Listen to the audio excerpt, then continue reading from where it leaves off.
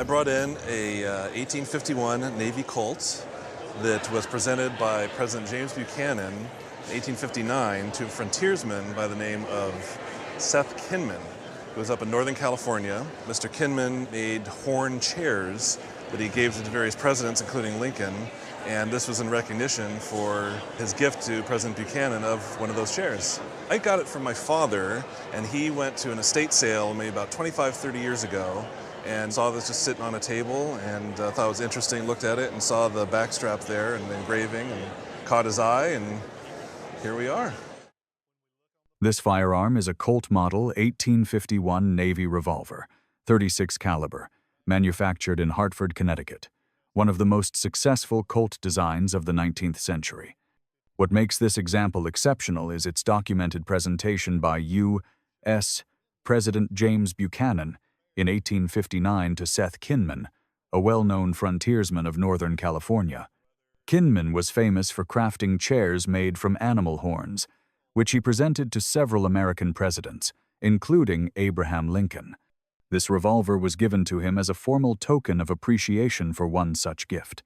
The engraved backstrap bearing Kinman's name, President Buchanan's name, and the presentation date firmly establishes its historical provenance.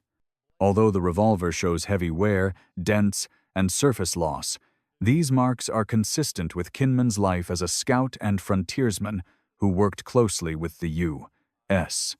government in rugged frontier conditions. The gun also features personal modifications, including a shortened hammer spur and a custom front sight made from bone or horn, reflecting Kinman's practical use of the weapon. While standard 1851 Navy Colts are relatively common, this revolver's presidential presentation and direct association with a documented frontier figure elevate it to a rare and highly significant artifact of American history. Out of bone or horn. Well, the CDVs nowadays, you'll see in the $200, $300, maybe $400 a piece range. These are two really nice ones. This gun, because of his connection, it's a true piece of California gold. This is a gun that in today's world should be insured for about $50,000. Wow. Wow. Well, I won't be leaving it in a drawer now. It's a great gun. That's amazing. Thank you so much. That's amazing information. That's incredible.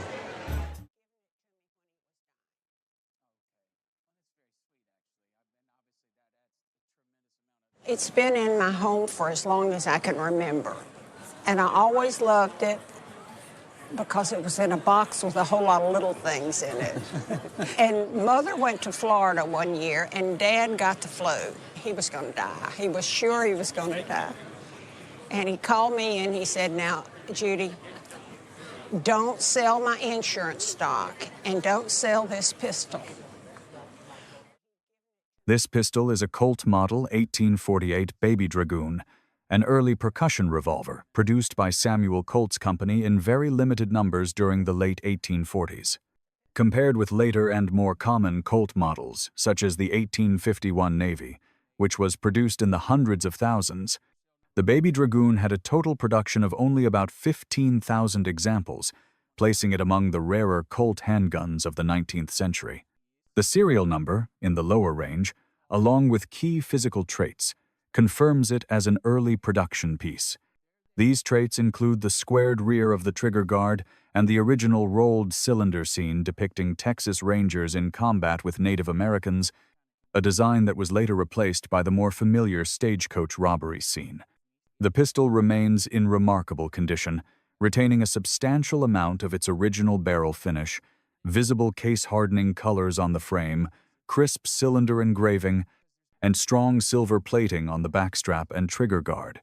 Although the fitted case has been altered over time and was likely not originally made for this exact pistol, the presence of period accessories such as the powder flask, bullet mold, and tools enhances its historical completeness.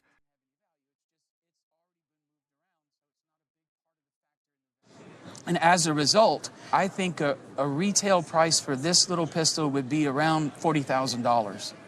That much? Yes, it's a great gun. It's a rare gun in this shape.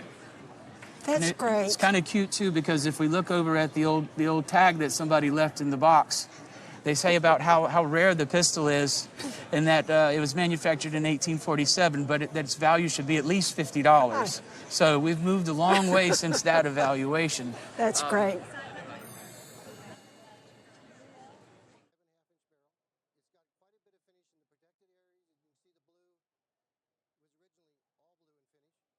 It was my great-grandfather's. It's kind of an artifact of the Old West. He was a sheriff and police chief in Crawford, Nebraska. I noticed this photograph here. It says that he was the first police chief in 1885? About 1885. Don't know the exact date. Okay.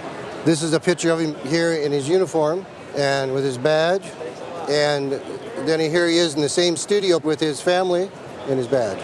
Behind him is my grandfather, who used to tell me lurid tales. This revolver is a Colt single-action Army, 45 caliber with a 5.5-inch barrel, and stands as a tangible artifact of the American Old West.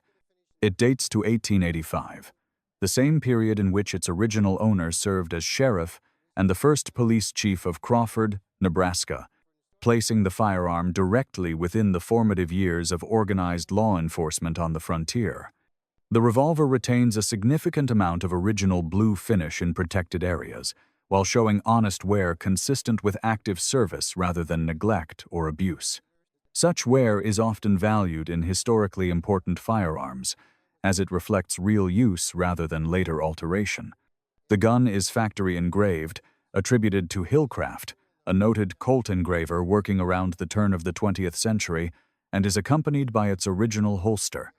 A Colt factory letter confirms the serial number, caliber, barrel length, factory blue finish, and shipment in 1885 to the New York retailer Hartley & Graham. Although the letter specifies hard rubber grips, the revolver now bears custom pearl grips, likely fitted by the retailer before sale, including engraved initials on one grip and a steerhead motif on the other. Despite some damage to the grips, the combination of documented provenance, factory engraving, and clear connection to frontier law enforcement firmly establishes this revolver as a rare and significant historical piece. Well, we could sell it in our gallery for $25,000. You're kidding. No, serious. That's hard to believe. It's a great That's thing. awesome. Very few engraved single actions. 25,000? Yeah. Wow.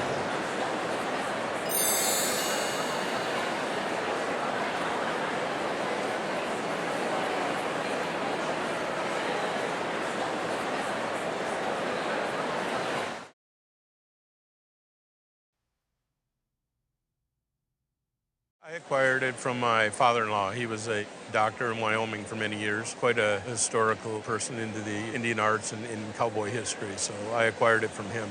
From what I know about the pistol, it actually belonged to a Texas Ranger who had eventually moved up to Wyoming. My understanding was he was a sheriff there in Wyoming for several years. So he was a Texas Ranger and he retired to Wyoming to become a local sheriff? He actually, when he lived in Texas, was on a couple of cattle drives that ended up in Wyoming, and then he did move up there after he was done in Texas. This revolver is a Colt single-action Army, commonly known as the Peacemaker, one of the most iconic firearms of the American West. It was manufactured in 1884, as confirmed by its serial number, and is a 6-shot, 45 caliber, single-action revolver, a type widely favored by lawmen such as the Texas Rangers during the late 19th century.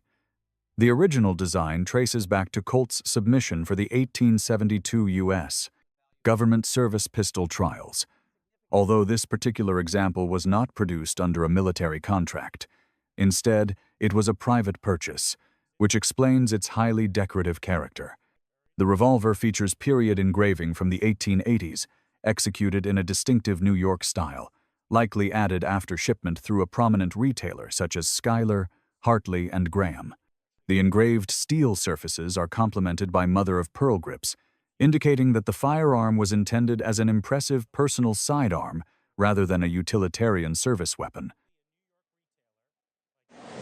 As a rough idea, I would think maybe around $2,500, somewhere in there, maybe $3,000. In my opinion, at auction, I would put a pre-sale estimate on the gun of around $15,000 to $20,000. Wow, very Very good. I didn't expect that. That's quite a bit higher than I would have thought.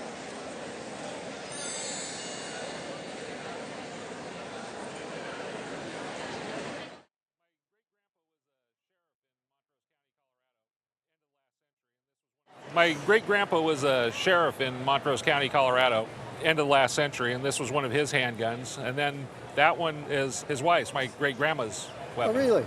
And this is a picture of him here in the book? Yeah, this tall drink of water here with the mustache is my great-grandpa. This matched set of firearms represents a rare and well-documented example of law enforcement sidearms from the American West at the end of the 19th century, closely associated with a county sheriff in Montrose County, Colorado. The first revolver is a Colt single-action Army, chambered in .38 to .40 caliber with a 4 3/4-inch barrel, a configuration commonly favored by frontier lawmen for its balance, reliability, and stopping power. The second firearm is a Colt Model 1877 double-action revolver in .41 caliber, known as the Thunder, while its .38 caliber counterpart was marketed as the Lightning. What sets this double-action revolver apart is its factory engraving by the renowned Colt master engraver Helfricht. The gun features rare and highly desirable C-grade engraving, offering extensive decorative coverage that extends along the barrel and frame, complemented by ornate scrollwork and factory-fitted pearl grips. The revolver retains approximately 97% of its original nickel finish, indicating exceptional preservation. Accompanying the firearms are original Western gun belts and holsters stamped Montrose, Colorado, further reinforcing their frontier provenance. Because of the special engraving and the coverage and the condition of the nickel finish, it probably has 97% of the finish remaining. The retail price on it would be $15,000. Wow. And the holster is worth about $3,000. Really? And together, because of the history and the set, it's $20,000. That's pretty amazing.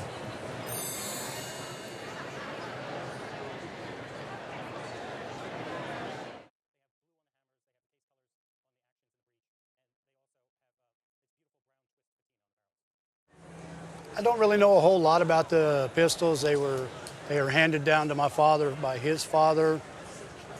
Where they originated, I really don't know. How did he get them? He was a chiropractor in California for the movie stars, and we don't know whether they were given to him or whether it was some type of payment. These pistols are a pair of mid-19th century British double-barreled percussion howdah pistols, clearly made in England around 1846. Their dating is supported by the silver mounts and British hallmarks, as well as the finely cast lion mask butt caps, all hallmarked and typical of high-quality English firearms of the period. Although the locks are unsigned, which is unusual for British guns, their form, decoration, and proof marks firmly establish their origin. The name Pedro Salmon, engraved on the top flat of the barrels, is not believed to be that of the gunmaker. Since British makers normally signed the locks, this inscription is generally interpreted as the name of an early owner rather than the craftsman. This detail adds historical intrigue without undermining the pistol's English attribution. These pistols feature large bore, smooth barrels intended to fire shot instead of a single bullet. Their short barrels and powerful configuration identify them as howdah pistols, a type developed for hunting and protection in colonial India. A howdah was a large seat mounted on an elephant, and hunters needed compact yet formidable firearms for close-range encounters with dangerous game. The presence of belt hooks further supports this use, allowing the pistols to be carried securely and accessed quickly. Altogether, they represent a rare and evocative example of British colonial sporting arms, combining practical design with refined craftsmanship. Well, the guns are in excellent condition. They have most of all their original finish. They have blue on the hammers, they have the case colors on the actions and the breech, and they also have this beautiful brown twist patina on the barrels. Howdah pistols are fairly scarce on the market, and would be highly sought after. I think the one detraction is that they weren't signed. I think a current auction market value would be about $15,000 to $20,000. Oh, really? Mm-hmm. That was a little more than I was thinking, but that's great.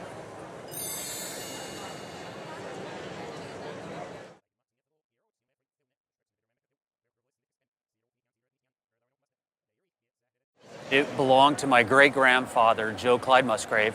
He was a sheriff in Bexar County, Texas, and that was willed to his son, R.F. Musgrave, and then it was willed to my dad and ultimately willed to me. So it's been through 4 generations of the Musgrave family. He was, as I mentioned, a sheriff with Bexar County in Texas, and unfortunately he was killed in the line of duty. This revolver is a Colt Police Positive, manufactured in the 1920s and originally intended for the law enforcement market, which directly aligns with its first owner, Joe Clyde Musgrave, a sheriff in Bexar County, Texas. Fully factory engraved and nickel-plated, the firearm reflects both status and professional identity, as such embellishments were often chosen by officers of rank or long service. While the revolver retains most of its original factory finish, its most distinctive feature lies in the grips, which are not factory original. Instead, they are period Mexican silver grips, likely added during the 1930s or 40s to commemorate Musgrave's travels to Mexico and later engraved with personal details, including his name and the year 1934, marking the end of his life. Carried by Musgrave until he was killed in the line of duty in January 1934, the revolver passed through 4 generations of the same family. From a collector's perspective, the non-original grips would normally detract from value, yet in this case they enhance the piece by anchoring it firmly in a documented personal history. When considered together with the holster and sheriff's badge, the revolver represents not only a rare and desirable example of a factory-engraved Colt, but also a deeply personal artifact that embodies both historical significance and family legacy.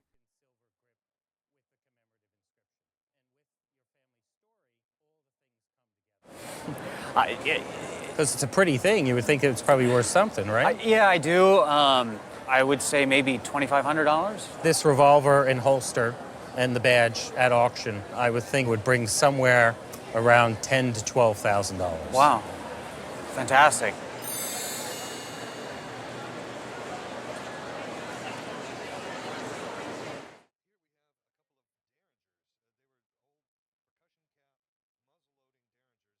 Here we have a couple of derringers. They were old percussion cap, muzzle-loading derringers that were in my father's gun safe for, I don't know, ever since I've been on this planet.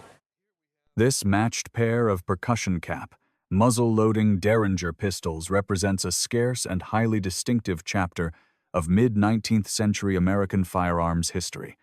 Although commonly referred to as derringers, these pistols are not products of Henry Derringer of Philadelphia, but rather Southern-made interpretations inspired by his immensely popular single-shot pocket pistol design. During this period, Derringer's compact and reliable format was widely copied, giving rise to a separate collector category for non-Derringer Derringer-style pistols. Both pistols are marked Schneider Company, Memphis, Tennessee on the barrel. Despite the Memphis marking, historical research attributes their manufacture to Frank Betelick's operation in Nashville, making the stamp somewhat misleading and adding to their intrigue. The maker is considered scarce, and the Southern association significantly enhances desirability. Stylistically, the pistols are immediately recognizable by their flat grips, spur triggers, and the absence of a full trigger guard, features that distinguish them from most contemporary pocket pistols. The pair is especially notable because the pistols are factory numbered No. 1 and No. 2, confirming they were produced and sold as a matched set. Their manufacture can be dated to no later than 1859, the year William Schneider entered a new business partnership, providing a firm historical endpoint. Given their fragile construction, survival in complete and fully functional condition is uncommon.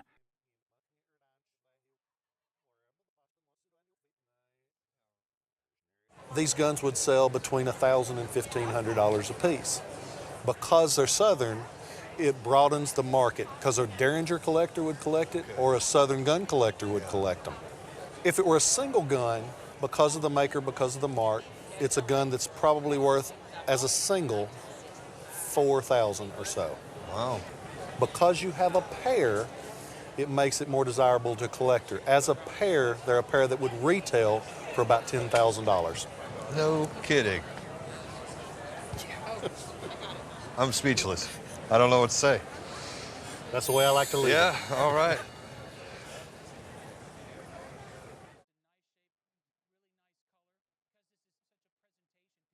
It was won by my great-great-grandfather at a sportsman's convention in 1865. On the box it engraves his initials, SMN Whitney, and it says first pistol shooting NYS, which I take to be New York State Sportsman's Convention, N Falls, June 1865. This artifact consists of a mid-19th century gutta percha pistol case, paired with a Smith & Wesson model number 1, second pattern revolver. The case, molded from early thermoplastic resin derived from tropical trees, is compact and finely detailed, featuring a silver escutcheon with engraved initials and symbolic motifs, such as an anchor and decorative emblems typical of the Victorian period.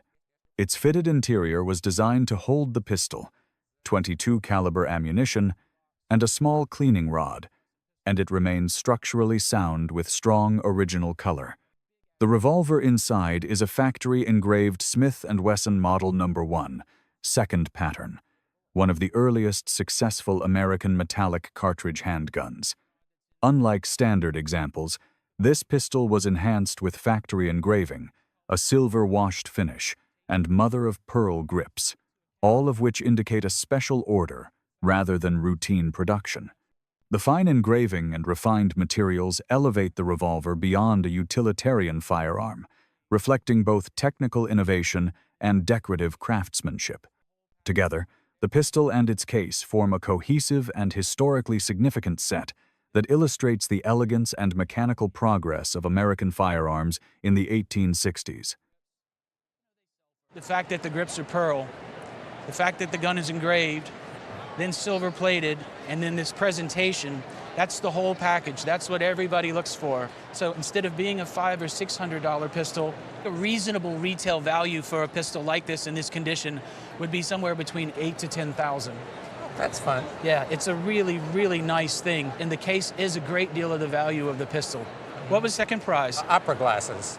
Well, that doesn't seem quite right for a shooting contest, does it? I'm sure he was glad that he won. I'm sure he was.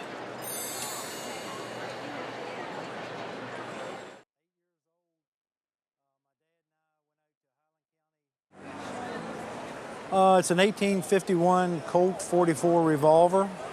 Where did you get it at? It was my great-grandfather's. It's been passed down through the years. Have you ever used it? Yes, when I was about 8 years old, my dad and I went out to Highland County, Virginia, loaded and shot it 4 times. The revolver discussed is a Colt second model Dragoon, a large caliber percussion revolver produced by the Colt Firearms Company in New York City around 1850. This model is easily identified by its square-backed brass trigger guard, a defining feature that distinguishes it from other Dragoon variants and from the later, lighter, 1851 Navy Colt. Chambered in .44 caliber and weighing close to 4 pounds, the second model Dragoon was a powerful military sidearm designed for mounted troops who required substantial stopping power. Serial numbers in the 8,000 range indicate production during the first year of this short 2-year manufacturing period, underscoring its relative scarcity.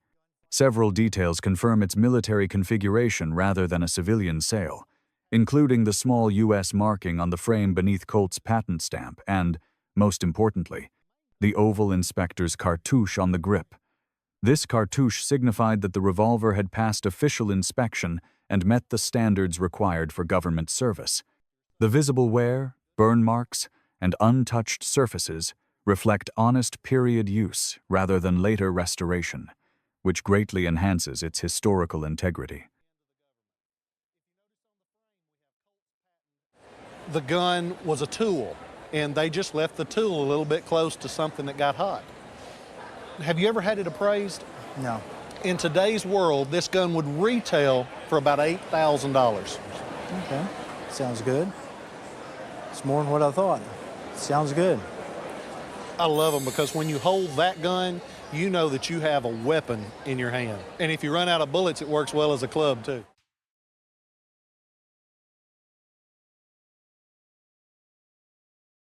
They were my grandfather's. He traveled around the Caribbean in about the 50s, I think it was, and he did a lot of personal favors for some families, and as a result of the favors, someone gave him this as a gift. Mm-hmm. And that's really all we know. We don't know very much about it. This matched pair of pistols reflects a layered European history rather than a single place of origin. The wooden case is English, dating to the early 19th century, and bears the trade label of William Dooley of Liverpool, a maker known for producing fitted pistol cases. Originally, such a case would have housed a pair of flintlock dueling pistols and included accessories arranged for formal use. The pistols themselves, however, are German, identified by the gold-marked name Krauss and Herzberg, and were manufactured in the mid-19th century. At some point, the pistols and the case were combined, creating the composite set seen today. Closer inspection shows these are not dueling pistols but target pistols, indicated by their rifled barrels and adjustable rear sights, features designed to enhance accuracy at measured distances. This contrasts with traditional dueling pistols, which were typically smoothbore to limit precision in accordance with social conventions of honor. So, again, those are very typical target features. The pistols themselves are probably, I would imagine, worth at auction about $5,000 to $7,000. Oh, okay. With the case, you may be able to add another $1,000. Oh, okay. Well, thank you. You're welcome.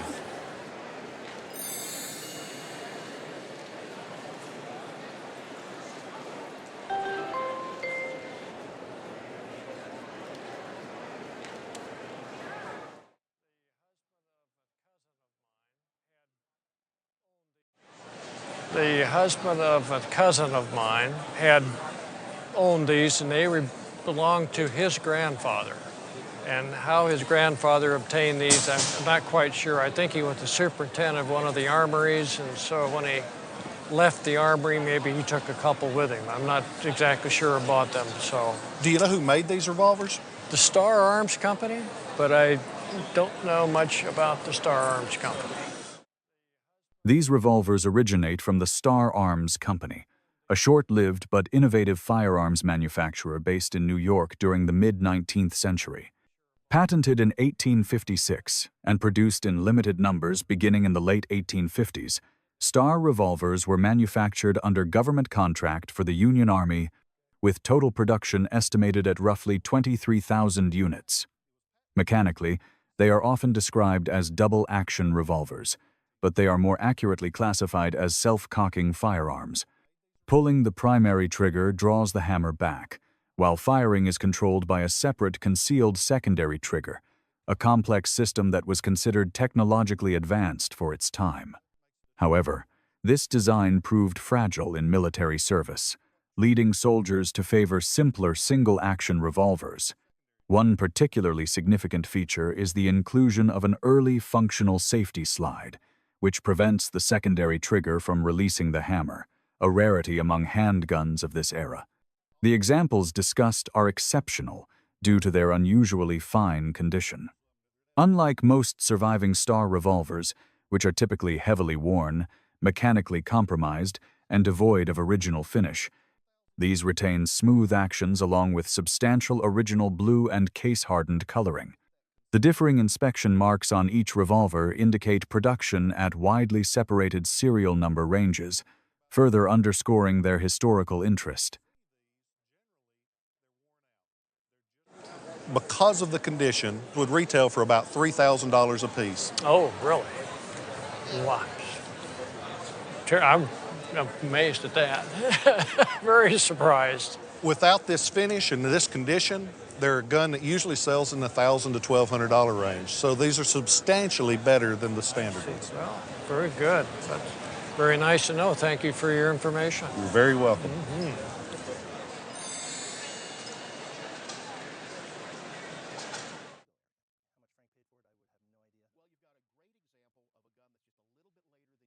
What I have is what I believe is a 13 Colonies era flintlock pistol. It's my father-in-law's, but he's inheriting it to me, and his father had found it in the 1930s in the Chicago area. How much Frank paid for it, I would have no idea. Well, you've got a great example of a gun that's just a little bit later than you think it is. The object is a Federal-era flintlock pistol produced shortly after the American Revolution, not from the earlier 13 Colonies period. Although unsigned, it can be confidently attributed to Halbach and Sons of Baltimore based on distinctive decorative features. Most striking is the butt cap, which bears a stylized folk art eagle surrounded by 13 stars, a patriotic motif closely associated with this maker.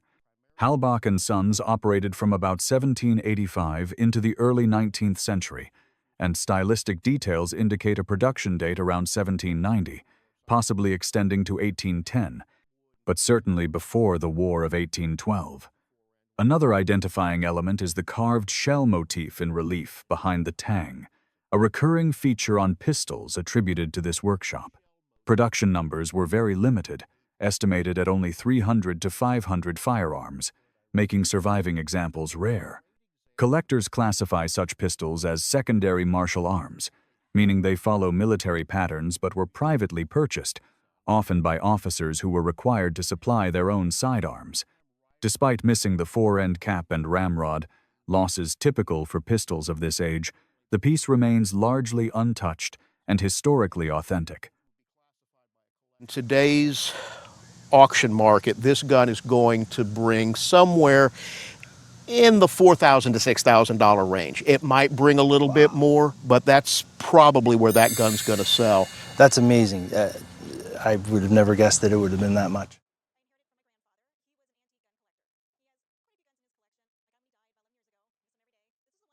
I inherited it from my grandfather. He was an antique gun collector. He has quite a few guns in his collection. I got him when he died about 11 years ago. Miss him every day. This is the one I've done research on, and I've always had a feeling about it, and no one's really taken me seriously until now. I do believe it is a Custer gun. I can trace it back to the ranch where it was found. We can trace it to where it was part of Sergeant Benteen's numbers. The object discussed is a Colt single-action Army revolver, a model first produced in 1873 and widely associated with the American frontier and the UTS cavalry. Historically, a limited number of these revolvers were purchased by the U.S. government and issued to the 7th Cavalry between 1873 and the Battle of Little Bighorn in July 1876. This particular example falls within the critical serial number range, roughly between 4,500 and 7,500, a group long recognized by collectors as the so-called Custer range. It also displays several early production features valued by historians, including the slanted barrel address, the early bullseye ejector rod head, and inspection marks linked to Orville W. Ainsworth, the ordnance inspector responsible for arms issued to the 7th Cavalry. However, closer examination reveals later alterations. The backstrap and hammer appear to have been replaced and re-stamped, and the cylinder shows mismatched serial remnants, indicating it is not original to the revolver. While these issues prevent definitive attribution to the Battle of Little Bighorn, the revolver remains an important early single-action Army example. I would estimate at auction, even with its problems, that it would fetch somewhere around $5,000 to $8,000. Oh, wow, okay. That's pretty good, again, because you almost have half a gun there. Okay. If you had more parts that were original to the gun, I would estimate that it would probably fetch somewhere between $20,000 to $40,000 at auction. Wow. Okay. And of course, you've given some thought to what it'd be worth if you could prove that it was at the Battle of Little Bighorn? Yeah, I've heard that they'll test like the inside with like a bullet that was found there, and that could be worth $1 million. Yeah. Well, I would say probably at least $250,000 or upwards.